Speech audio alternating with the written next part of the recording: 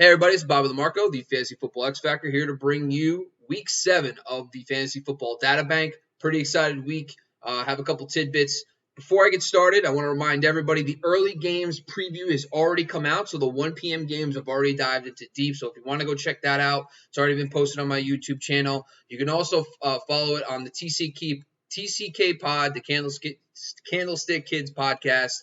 Comes out every Wednesday, so go check that out as well. You can find it on Apple Podcasts and all that, so go check that out. Also, if you're interested, I write an article every week about Razzball on football.razzball.com. Comes out every Friday about the shadow coverage report. I go over all the toughest wide receiver cornerback matchups of the week. And then finally, expand the box score. I talked a lot about the players that have a lot of opportunities this week, so go check that article out as well. And also, like I've touched on last week, if you're interested in deep analytics stats about inside versus outside wide receivers to give you an edge to see when to start guys, I have all these data and statistics available now. So if you're interested, let me know. But let's get started. So the 1 p.m. games, there's no update to the Lions and the Falcons. So if you're interested in checking out that, feel free to do so on my previous pod. So the next game is the Steelers and the Titans, and there is an update. So slot cornerback Mike Hilton is out. This is actually a slight bump for Adam Humphries. I like this game from a volume projection standpoint. I think that, the Titans are going to be able to put up points in the passing game versus the Pittsburgh Steelers and vice versa. So I think Adam Humphries gets a slight bump in PPR formats or half point. I think he's a startable wide receiver 3 with the injury to Mike Hilton. Next game is the Browns versus the Bengals, and we did not touch on last time, some big injuries for the Browns. So obviously, Austin Hooper is now out. Now, on the defensive side for the Bengals, William Jackson is out, the top cornerback for the Bengals. So this is notable. I think this is great news for guys like Odell Beckham and Jarvis Landry, who now will see more targets because Hooper is out, but also one of the top outside cornerbacks for the Bengals is out. So I think this is great news for Odell's fantasy outlook. I think he should definitely be started in your fantasy lineups this week because of this. And then David Njoku is now on the sleeper tight end radar. So if you're hurting at tight end or if you have a guy on bye, David Njoku with Austin Hooper out is now available, pretty much widespread available. You can go get him and start him in your lineups. On the Bengals side, it's obviously Joe Mixon is out. And Gio's going to get all the work. Last time these two teams played, the Browns boat raced them, and there was a big lead for the Browns, a lot of passing game work for the running backs. I believe something like this can happen again, but just keep in mind, A.J. Green's rolling again, and he bounced back last week. T. Higgins and Tyler Boyd are playing very well. So, but the thing is, Gio's going to be a workhorse. There is going to be no Gio for Joe Mixon, for example. Gio's going to get all the work. He's going to get a lot of work in this game, so he's firmly an RB2. I think he's a great start. Cleveland has been pretty good at stopping the run, but I think Gio can get it done through the air, especially if the Bengals are playing catch-up in this matchup. I think Gio is still on the RB2 map. Next game is the Packers-Texans. Now, the updates for the Packers offense is their left tackle, David Bakhtiari, is out. But I'm not really concerned about Aaron Rodgers and company. I think they can really perform very well. I talk a lot in detail about a bounce back for Aaron Rodgers and everybody. Aaron Jones is hurt as well on the offensive side. We don't know if he's going to play yet. If he's out, you're rolling with Jamal Williams. I think it's a good spot for him. A.J. Dillon, desperation, flex play. I could see him being getting a lot of work on early downs, but I think Jamal Williams is going to be the guy to own in this matchup. And then for the Texans, on the offensive side, Jordan Akins has not been practicing all week. He's been DNP. So with the concussion and the ankle injury, I don't know if he's actually going to play. That means you could probably fire up Darren Fells again in this matchup. The Packers should bounce back and put up points. I think that means Darren Fells, along with Brandon Cooks and company, should be in play.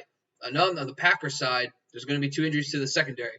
Darnell Savage, the safety, and also Kevin King, the cornerback. That's the cornerback that plays opposite of Jair Alexander.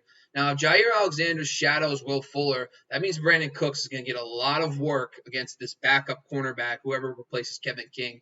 I think Brandon Cooks is a fantastic play this week. I also think he could be put in to your DFS lineups. But I think because of the pass volume, the potential of the Packers putting up points, I think Will Fuller and Brandon Cooks, along with Darren Fells, are all in your lineups. Panthers and the Saints. On the Panthers offensive side of the ball, their guard, John Miller, is banged up. That's not great news for the Panthers as a whole. The Saints are coming off the bye. They're healthy. They're getting back Janoris Jenkins, Kiko Alonso. They also have Marshawn Lattimore now fully healthy. That's bad news for the passing game. Plus, the Saints' defensive line is also getting very healthy. So I'm not really feeling the Panthers in this one. Now they're going to be down potentially one of their starting guards. I think Mike Davis, of course, is still an RB2 because he's just a workhorse. But at the same time, I'm not overly excited to play any of these pass catchers, especially because on the other side, the Saints are extremely banged up. So no Michael Thomas, no Emmanuel Sanders. Now, when I talk about this in my opportunities analysis, one of the things I talk about is fading the guys like Traquan Smith and Jared Cook. I think this game is going to be a lower scoring affair dominated by running backs. So I think Alvin Kamara, Mike Davis, Latavius Murray are the plays. Obviously, I think because there is no Emmanuel Sanders and Michael Thomas, you can still look at Traquan Smith. But the Carolina Panthers have been very tough against wide receivers this season, so I would pivot elsewhere, especially in a game that should probably be lower scoring.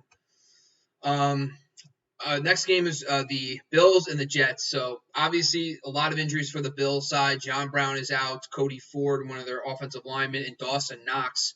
I think this is great news for Cole Beasley and also for Stephon Diggs.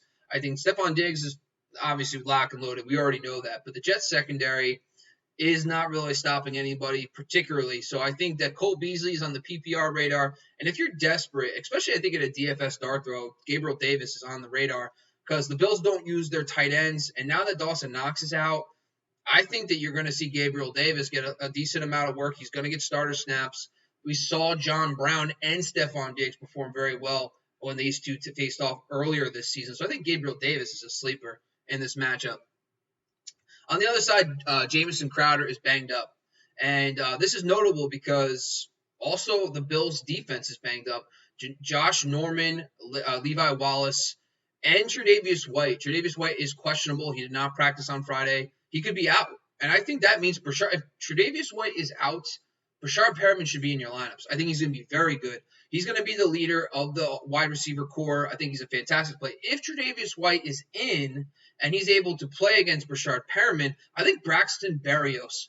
The Bills are very vulnerable in the slot. And with Jamison Crowder out, Braxton Berrios is going to become the slot guy. I think he's a great PPR wide receiver 3 in this week, especially if Tre'Davious White is out. Even if he's in, I think that, Braxton Berrios is in play as a wide receiver 3. And I think if Tre'Davious White is out, I'm really liking Brashard Perriman in this matchup. All right.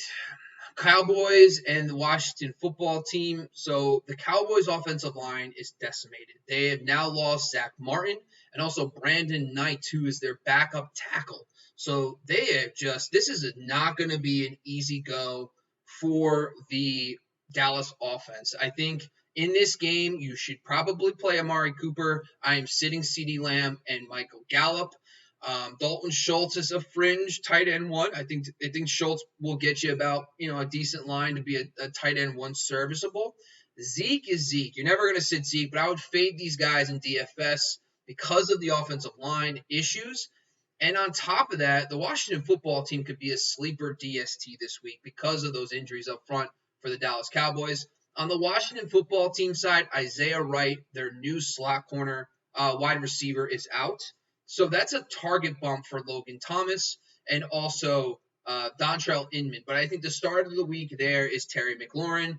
But if you're desperate and you need a wide receiver 3 play, I think Dontrell Inman is in play because the Dallas Cowboys secondary has just not been good this year.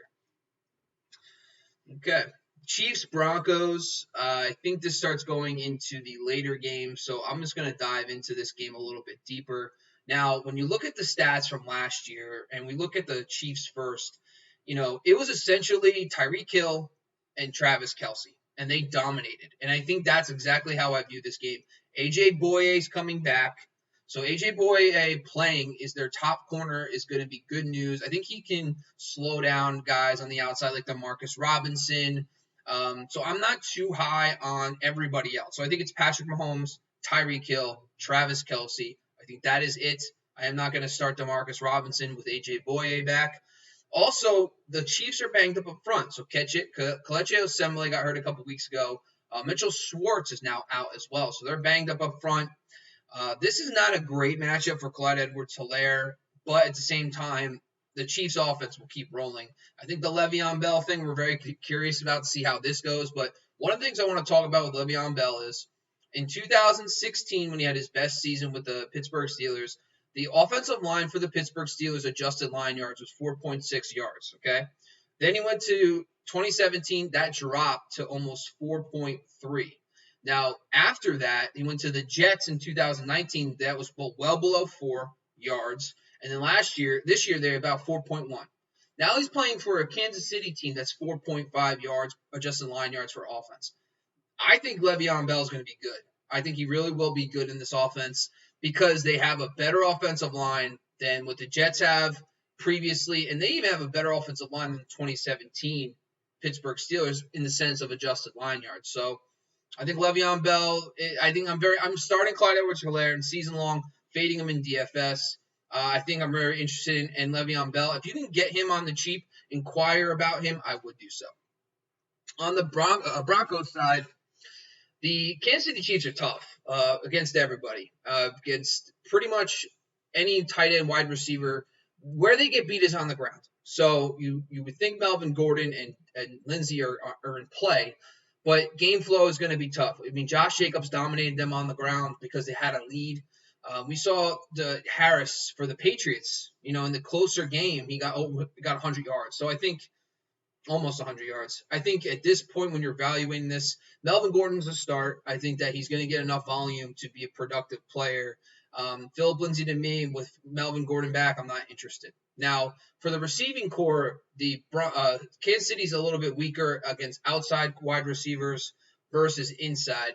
For example, Keenan Allen did most of his damage on the outside. Will Fuller, 8 for 112. Damari Bird for the Patriots had 5 for 80. And then Diggs, most recently, had a very productive day against them. So I think that Tim Patrick is a flex play this week, especially with the Broncos chasing points in this matchup. And then Noah Fant. So we have seen guys like Hunter Henry get 6 receptions. Jordan Akins get in the end zone. Darren Waller got double digits. So I think Noah Fant in his return is going to be a nice volume. But we did see Drew Lock into the backup tight end last week. So I do like Noah Fant and Tim Patrick in this matchup, and I'm fading Jerry Jeudy.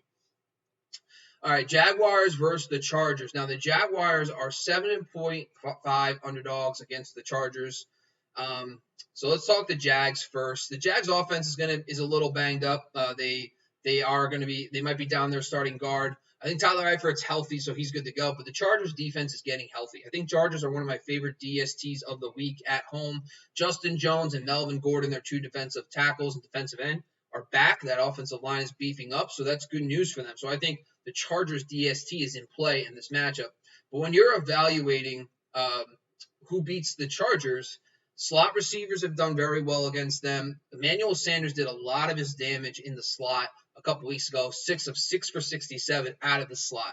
So I think Keelan Cole, to me, is kind of like a deep sleeper. On the other hand, though, DJ Chark is kind of, the perimeter. So Casey Hayward doesn't shadow number ones. So DJ Chark will see a lot of Michael Davis on the other side. I think DJ Chark and Keelan Cole are on the flex radar this week because of the matchup. And then James Robinson is just a sure volume play. He hasn't really looked that good on the ground. I have James Robinson in a couple leagues. I'm thinking about trying to package him together and trading him to get some type of upgrade or maybe even try to figure out something because they haven't really looked good on the ground. This week they're on the road, big underdog. So James Robinson, still a play for me, maybe fading him in DFS. On the Chargers side, looks like they'll be returning their offensive lineman, Brian Bulaga, and Trey Turner after the bye. This is great news. I think Justin Jackson's the new hotness. Everyone's excited, but I think this is a Joshua Kelly game. I've talked about this previously. When the Chargers are at home, big, heavy favorites, Joshua Kelly is going to be that grinder. I think Justin Jackson is the more passing down back. They were in New Orleans. That game was high volume, a lot of pass plays. I think Justin Jackson favors that game script. I think this game script favors Joshua Kelly. So if you're desperate, if you lost a couple guys, if you were the Miles Sanders owner and you couldn't get Boston Scott, I think Joshua Kelly is in play this week as there's big, heavy home favorites in this matchup in a plus run game matchup. And then also, who beats the Jaguars? Tight ends and inside wide receivers for the most part. So Keenan Allen rolling with him, Hunter Henry rolling with him. I think even Justin Herbert is in play in this game because we have seen multiple guys recently, like Deshaun Watson, for example, have very big games versus this Jaguars secondary. So but my favorites are Joshua Kelly, Keenan Allen, and Hunter Henry. Justin Jackson flex, but I actually think Joshua Kelly is the running back play in this matchup. Next game, 49ers, Patriots. And the 49ers, let's talk about their offensive injuries. So they're going to be down their center, and they're also down Raheem Mostert. Now, their passing game weapons are healthy. Brandon Ayuk, Deebo Samuel, Kendrick Bourne, and George Kittle. This is Jimmy Garoppolo finally has his guys. Last week was the first week that all four of them played together. Brandon Ayuk actually led the team in snaps and routes, and Deebo led the wide receiving core in targets. So this matchup bodes very well pretty much for no one. I mean, the Patriots DST is still very formidable. The one thing about the Patriots DST that I think is very interesting is they're not a big yards after the catch defense. They don't allow a lot of yards after the catch. That's the 49ers' strength. The Rams, for example, they allow a lot of yak. So I'm not too excited about any of these guys this game. I think I'm playing the Patriots defense and George Kittle, and that is it. I think Jerick McKinnon, because of his type of work and usage, because he gets some passing game, I think he's in the flex radar RB3 because of the fact that he can get you 40 and 40, meaning 40 reception yards, 40 rushing yards, 4 receptions, and you got a decent day. So I think I'm still rolling with Jerick McKinnon, especially in any PPR format. And then outside of that, I think I'm just rolling with George Kittle. But we just seen the Patriots shut down 49 deep tight end. So I think I'm fading George Kittle in DFS, but of course you're starting him in season long. Now on the Patriots side, Sony Michel, Shaq Mason are out with the COVID illness, so they're not playing. K'Wan Alexander, the stud linebacker for the 49ers. But the 49ers are going to be down 2 safeties in this game. So for me, this is kind of interesting. I think that when you're looking at the Patriots, I think that at home, I think this is a defensive game on both sides. But I think that you can probably get some production out of Cam Newton. I'm not too excited about pretty much anybody on the offensive side. But if you're going to play somebody, I think I'm probably going to have to go with no. Yeah. So I think that's it. For the Patriots and the 49ers in this game, I'm staying hands off. I think it's George Kittle and the defenses and Cam. And I think that's really it. Cam's a low QB1. Seahawks, Cardinals. This is the late game. I think these games are usually fun. This is probably one of my highest game for volume projections. Of course, Seattle has the most dropbacks per game on defense, so that's great news for the Cardinals. Well, let's talk about Seattle first. Seattle, the Cardinals DST is going to be down Chandler Jones. Who has beaten the Cardinals over the last couple this year has been slot receivers. So Jamison Crowder, CeeDee Lamb had bigger games. I do believe that, Tyler Lockett has a get-right game. Now, DK Metcalf to me is, he's a wide receiver 3 this week, of course. He's only 1 catch, but he had 0 points last year against Patrick Peterson. This year, there is literally no one on the other side. David Moore, they're going to I think Patrick Peterson, I know Terry McLaurin had a decent game, but if you look into the numbers, he had 4 receptions for 60 yards and a touchdown when they were down 3 scores. So if you're looking at garbage time, the Cardinals are not going to have garbage time in this game. Seattle's not going to have garbage time in this game versus the Cardinals. They're 3.5 points favorite in this game. So I personally don't see the garbage time that DK Metcalf's going to have against Patrick Peterson to make up. So I think Metcalf's a wide receiver 3. I think Lockett's to start. Russell Wilson you're rolling with. I like Chris Carson. We saw Mike Davis have a decent game against this Cardinals defense. Cardinals really haven't faced too many dominant run games this year. So I think Chris Carson's still in play. So I'm kind of rolling with all the Seattle Seahawks, but I'm not overly excited to start anybody in DFS besides Tyler Lockett, maybe Chris Carson. On the other side, Cardinals are very interesting because of the pass volume. Seahawks are rolling. They're playing very well. So I think that, with Jamal Adams, too, also out the safety, this is going to open things up. I really like DeAndre Hopkins. He could be put in your DFS lineups. But Christian Kirk is my sleeper of this week. I wrote about him in my opportunities analysis. He had a very big week last week. I think a lot of us have been waiting. He only had 2 catches. But that came in a game where the Cardinals did not have to throw.